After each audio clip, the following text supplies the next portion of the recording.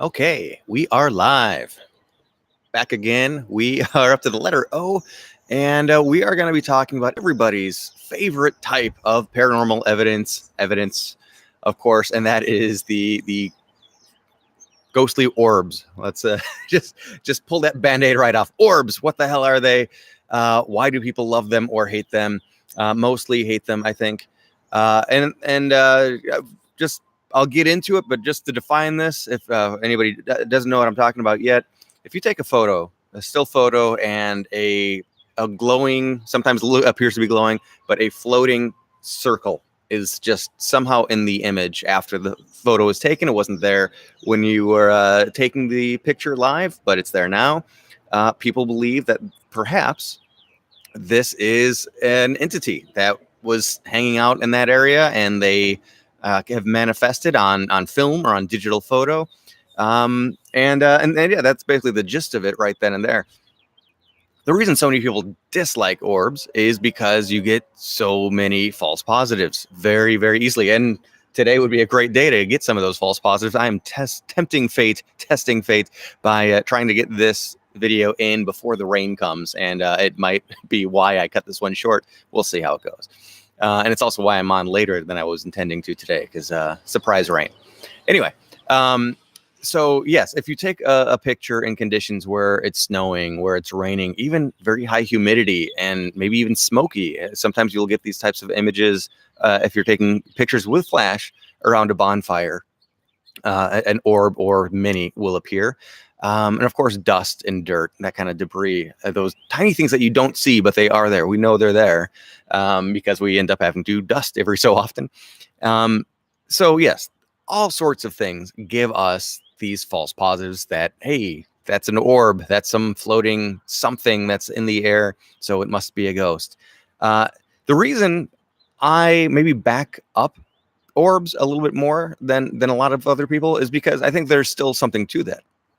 Now, I think by all means, most of the time when you take a picture and there's an orb in it, it is nothing. It is something very easily dismissible. And an orb picture on its own holds no credibility with me. And actually, I want to quote, I came across a really interesting website today. I might I'll share it in the comments here. This great website, Order of the Good Death, which it's not as macabre as that sounds. But there's a good quote in here that there's no such thing as good ghost evidence, only cool ghost evidence. And there's a great article that digs deep into the whole story of Julia Bacola Petta, who is somebody I talked about in the J is for Julia episode. I'm going to put that in the comment area right now. Anyway, and they talk about dismissing orb photos. So in and of itself, I would always dismiss an orb photo unless something really unique happened at that same time. During the B episode, B is for Bachelor's Grove, I talked about my cousin and mom feeling a cold spot, and at that same time, by coincidence, a photo was taken. Now, it's not really exactly an orb that appeared. It was kind of more of a misty blob that was floating there, so it's still a little bit different than an orb. But, that image on its own, it would have caught our eye, and we wouldn't have known what to do with it, how to think about it. But the fact that there was a personal experience, there was, hey, maybe we are feeling a cold spot, maybe there's something here that we don't see, and then the orb photo shows up. Well, that suddenly has a lot of credibility, and I believe in that photo tons. And an interesting footnote here, side story. When I was doing my LA Hauntings ghost tours, which I did for a few years back in LA through Hollywood, downtown LA, I only got ever one bad review, and on Yelp, which haunts you forever. But I had a skeptic on the tour, which you might assume like, oh, okay, of course the skeptic is going to give you a bad review. But I always am very, very, very welcoming to skeptics, whether I'm giving a speech or doing an investigation or doing a tour. I think it's great to have people that their first inclination is to debunk something rather than to buy into something. So they are always greeted with open arms. And actually, I always love when a skeptic is willing to take a ghost tour, just to kind of, I don't know, even if they don't buy into it, they just still humor the idea. They can have a good time for the night. That's the hope anyway. So this one skeptic pressed me on the topic of orbs. And I thought, oh, she's laying a trap, a very easy one. If somebody is just going to say, well, if a orb appears in your photo, that means there's a dead person there, and that's how they're manifesting. But of course, I didn't do that. I talked about it just like I did, that an orb photo alone is nothing. But if you can verify it with some other evidence, then maybe you have something there. And then she just kept trying to egg me on more and more. And for whatever reason, she was not satisfied with my answer and actually was upset that I didn't give orbs more credibility. The skeptic is the one that was angry that I wasn't giving orbs more credibility. So yeah, I don't know. That's insane to me. I do tend to actually, I put in the video description to this one, I did an episode where I asked people to submit their paranormal photos, and I would talk about them. I would analyze it the way I would normally analyze it, but kind of do it live on the air. And there was a lot of really interesting discussion that came out of that one. Again, that link is in the description, and I talk more about orb photos there as well, including I think I can't remember if I showed a few orb photos that seemed interesting to me. I don't want to say legitimate because I can't prove anything, but interesting. One was a photo that I took, and of course, you always buy into your own pictures. But I've taken plenty of photos of orbs that I don't believe were much of anything. But it was at the Irish Legend down in Willow Springs, Illinois. This amazing, really cool bar and restaurant that has long ties to organized crime and prostitution and a casino, and of course, it was a speakeasy during and throughout Prohibition.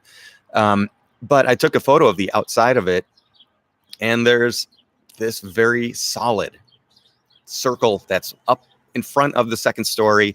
It looks different than a lot of other orbs that seem more see-through.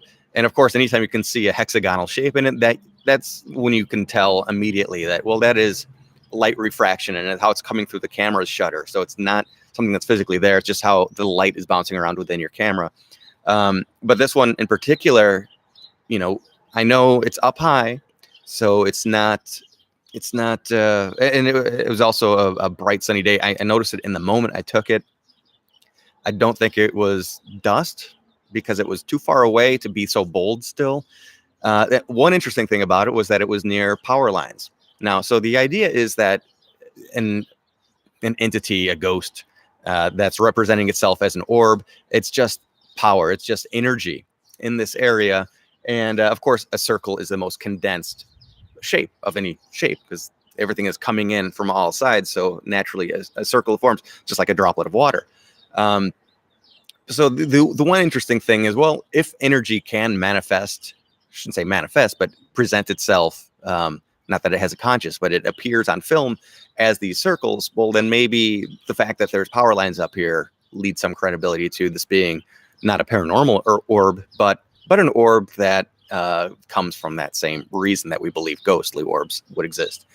One last little bit of food for thought is, how often have you taken a photo and not seen an orb? So I think the fact that when one of these things pops up, take a moment, appreciate it, consider it for whatever it might be, consider all extenuating circumstances. Of course, if you have EMF detectors that are blaring and a word comes out of a spirit box or something like that, at the same time a photo is taken and the orb appears, then, well, you have something. I should also talk about orbs on video, because especially with infrared cameras and full spectrum cameras, they are so sensitive. The night vision really, really picks up on dust in the air because it is shooting a beam of infrared light out, stuff that our eyes can't see. But if a little piece of dust goes by, it gets really amplified. So even live, you can see false positive orbs. And at least then, in the moment, you can try to rush over to it with an EMF detector to see if it does give off any sort of energy signature. And that's a way to debunk it right then and there in the moment. And then, of course, there's a million other ways to get false positives out of bugs, which those are very easy to determine. They've got very unique shapes. You can see them. But, some of the more interesting things that I've seen involve things moving in their kind of odd shapes. They might disappear and reappear. They might be amorphous amoeba-like blobs that can travel around. We're getting some wind. Weather. So yeah, really, there's a lot that's possible. Out there. I guess in any situation whatsoever, you just always want to be able to verify it scientifically as you can with multiple observations or other pieces of equipment. The one last thing I'll say is that when using infrared video, if you see an orb that appears on the side of the screen and then disappears towards the middle of the screen, that's something that lends itself to credibility with me, because again, that infrared spotlight coming out of the camera, coming out of usually just below the lens, it should amplify even more if it's something that's physically there, like dust or a bug, et cetera, et cetera. It should just get brighter and brighter. And if it falls off, if it tails off as it gets to the edge of the screen, you understand it's leaving that light beam. But frequently, especially in a lot of these shows, and other people sharing their evidence online, orbs will move around but then disappear in the middle of the screen, that shouldn't happen. So that is something that I tend to give some credibility towards. So I was thinking ahead, and for the letter Q, I want that to be your questions, your paranormal questions. So this is a call. If you want to talk to me about places I've been, theories, other shows or people or whatever, feel free. I'm going to start stockpiling now. I'm at the letter O today, so Q is not too far away.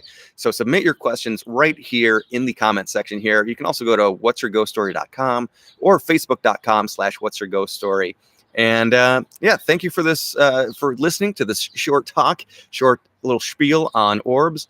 And I will be back pretty soon with even more of this paranormal challenge, A to Z. Thanks for watching.